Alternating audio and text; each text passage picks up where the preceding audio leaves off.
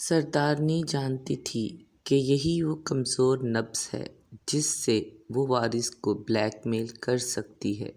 کچھ لمحے خاموشی سے گزر گئے۔ سردارنی نے وارث کو مخاطب کرتے ہوئے کہا، وارث، عورتیں سب ایک جیسی ہوتی ہیں۔ مانتی ہوں حبیبہ تمہاری پسند نہیں، لیکن یاد رکھنا کہ وہ ہمارے خاندان کی ہے اور ایک اچھی لڑکی ہے۔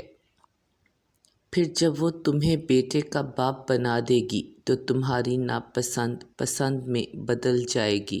سردار وارث جان اپنی والدہ کی طرف دیکھتے ہوئے بولا، اماں سائیں، مجھے کوئی شکوہ نہیں۔ بیٹے کے اس جواب پر سردارنی کو کچھ حوصلہ ہوا تو وہ بولی، رات کافی ہو گئی ہے، میں بھی سونے جا رہی ہوں۔ بہتر ہوگا تم بھی اپنے کمرے میں چلے جاؤ، سارا خاندان اکٹھا ہے، کوئی تمہیں یہاں اکیلے بیٹھے دیکھے گا تو باتیں بننا شروع ہو جائیں گی جو کہ تمہاری بہن کے لیے بھی مشکلات پیدا کر سکتی ہیں۔ یہ کہہ کر سردارنی اپنی کمرے کی طرف چل دی اور وارث بھی اپنے کمرے کی طرف جانے کے لیے اٹھ کھڑا ہوا۔ وارث نے دل کو سمجھا لیا کہ ہر بات اپنے لیے نہیں کی جاتی، کبھی کبھی خود سے جڑے رشتوں کے مان کو بھی قائم رکھنا چاہیے۔ وقت تیزی سے گزرنے لگا۔ وارث زیادہ تر ملتان میں موجود زمینوں کی دیکھ بھال کرتا اور وہیں رہتا۔ مہینے میں ایک دو دن کے لیے آتا اور وہ 2 دن ملنے ملانے میں گزر جاتے۔ شادی کو 3 ماہ گزر چکے تھے۔ اب کی بار وارث آیا تو اس کی والدہ نے خوشخبری دی کہ وہ باپ بننے والا ہے، اور ساتھ ہی خواہش کا اظہار کیا کہ یا تو وہ گاؤں میں رک جائے یا حبیبہ کو ساتھ لے جائے۔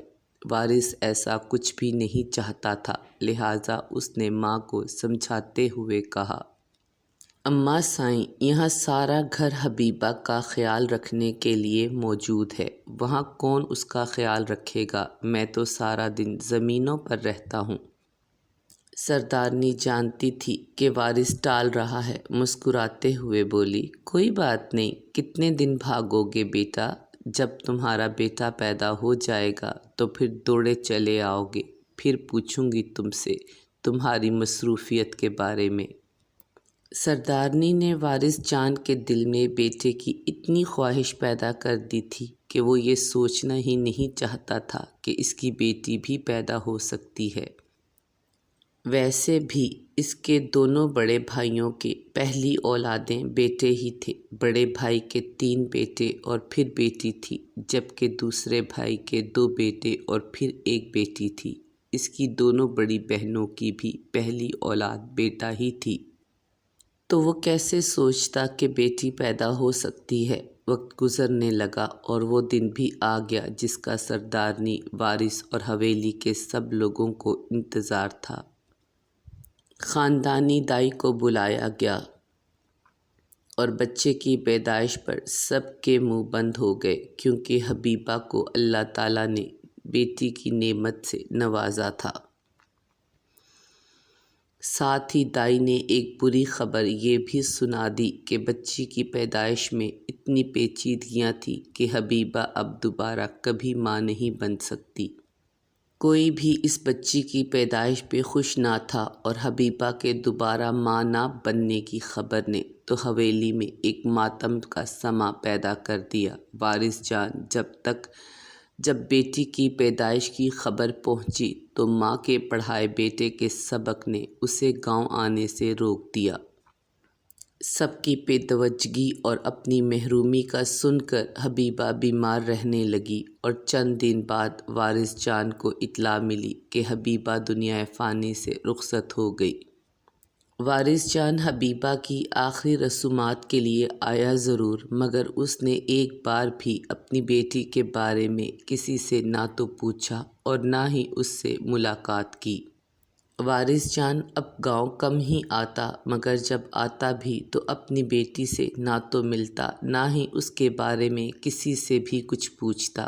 سردار جہانگیر جان نے کئی بار کوشش کی کہ وارث کو احساس دلائے کہ وہ ایک عدد بچی کا باپ ہے، مگر سردارنی اسے ٹوک دیتی کہ حبیبہ نے کون سا بیٹا دیا تھا، بیٹی کا ذکر کر کے میرے بیٹے کے زخم تازہ مت کریں، پل رہی ہے نا حویلی میں یہی بہت ہے، ورنہ اس کے تو نانکوں میں سے کسی کو توفیق ہی نہیں ہوئی بچی کو لے جائیں۔ حبیبہ کو فوت ہوئے 1.5 سال ہو گیا تھا جب سردارنی نے وارث سے دوسری شادی کا مطالبہ کرنا شروع کیا۔ وارث جان خود بھی اب شادی کرنا چاہتا تھا۔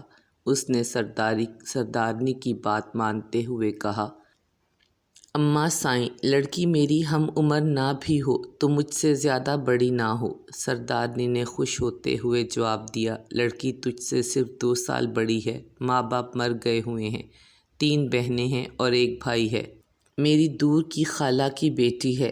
وارث جان کو اس سب میں کوئی دلچسپی نہیں تھی، وہ تو بس ایک بیوی چاہتا تھا جو اسے بیٹے کا باپ بنا دے۔ رشتے کی بات چلی اور چند دنوں میں فوزیہ دلہن بن کر وارث جان کی زندگی میں شامل ہو گئی۔ فوزیہ خوبصورت نین نقش کی حامل تھی، پہلی نظر میں ہی وہ وارث کے دل میں اتر گئی۔ چند ماہ بعد حویلی میں خبر پھیل گئی، فوزیہ حمل سے ہے۔ سردارنی نے سارے گاؤں میں مٹھائیاں بٹوا دیں کہ وارث جان بیٹے کا باپ بننے والا ہے۔ سردار جہانگیر جان تک یہ خبر جب پہنچی تو وہ سردارنی سے ناراض ہوئے کہ جب تک بچہ دنیا میں نہیں آتا اس وقت تک یہ سب کرنے کی ضرورت نہیں تھی۔ وارث جان کے بڑے بھائیوں نے اپنے والد جہانگیر جان سے کہا، کیا آپ کو یقین نہیں، وارث کا بیٹا بھی پیدا ہو سکتا ہے؟ جہانگیر جان بولے، اولاد خدا کی دین ہے، مگر پیدا ہونے سے پہلے بیٹے کی رت لگانا غلط ہے۔ پہلے بھی تمہاری والدہ نے یہی کیا اور بیٹی پیدا ہو گئی۔ آج تک تم نے اپنی بیٹی کی شکل نہیں دیکھی۔ سردارنی جو پاس ہی بیٹھی تھی منہ بناتے ہوئے بولی، وہ تو یہ منحوس پیدا ہوتے ہی اپنی ماں کو کھا گئی۔ وارث نے بالکل ٹھیک کیا اس سے لا تعلق کر کے، اور میں چاہوں گی کہ نہ تو کبھی کوئی اس کا ذکر وارث کے سامنے کرے اور نہ ہی اسے کبھی حویلی کی حدود میں لانے کی کوشش کی جائے۔ سردار جہانگیر جان ایک نیک دل انسان تھے۔ سردارنی نے اپنی شادی کے بعد پہلے دن ہی سردار جہانگیر جان سے وعدہ لیا تھا کہ وہ کبھی گھر اور گھریلو معاملات میں سردارنی کے فیصلوں میں نہ تو بولیں گے اور نہ ہی کبھی ان کے کسی فیصلے کے خلاف جائیں گے۔ سردارنی نے تمام عمر سردار جہانگیر جان کو کسی قسم کی شکایت کا کوئی موقع نہیں دیا، لیکن وارث جان کے معاملے میں جہانگیر جان کو سردارنی سے اختلاف ہونے کے باوجود انہوں نے خاموشی اختیار کی رکھی۔ وارث جان دل ہی دل میں بہت خوش تھا کہ وہ بیٹے کا باپ بننے والا ہے، اور اسی وجہ سے وہ فوزیہ کا ہر ممکن طرح سے خیال رکھنے لگا۔ اب وہ ملتان کی بجائے گاؤں میں ہی زیادہ وقت گزارتا۔ وقت کو تو جیسے پر لگ گئے اور وہ وقت بھی آ گیا جس کا سب کو انتظار تھا۔ خاندانی دائی کو بلایا گیا اور کچھ ہی دیر بعد حویلی میں آواز گونجی، فوزیہ کو لڑکی ہوئی ہے، فوزیہ کو لڑکی ہوئی ہے اور اس کی حالت ٹھیک نہیں۔ بیٹی کا سن کر وارث جان کا خون کھولنے لگا اور وہ فوزیہ کی خیریت دریافت کرنے کی بجائے بنا کسی سے ملے یا کسی کو اطلاع دیے ملتان جانے کے لیے نکل گیا۔ سردار جہانگیر کو یہ بات بہت بری لگی۔ اس نے اس بات کا ذکر سردارنی سے بھی کیا، مگر سردارنی نے یہ کہہ کر چپ کروا دیا کہ وارث کی آس ٹوٹی ہے، اسے کچھ وقت دیں، سنبھل جائے گا۔ اگلے دن حویلی میں کہرام مچ گیا۔ فوزیہ تکلیف برداشت نہ کر پائی اور وفات پا گئی۔ ایک بار پھر وارث اکیلا رہ گیا۔ تدفین کی تیاری مکمل کر کے وارث کی واپسی کا انتظار کیا جانے لگا، اور ایک بار پھر تاریخ نے خود کو دہرایا۔ وارث سر آیا، لیکن صرف اور صرف تدفین کے لیے۔ فوزیہ کو دفنانے کے بعد وہ اپنے کمرے میں چلا گیا۔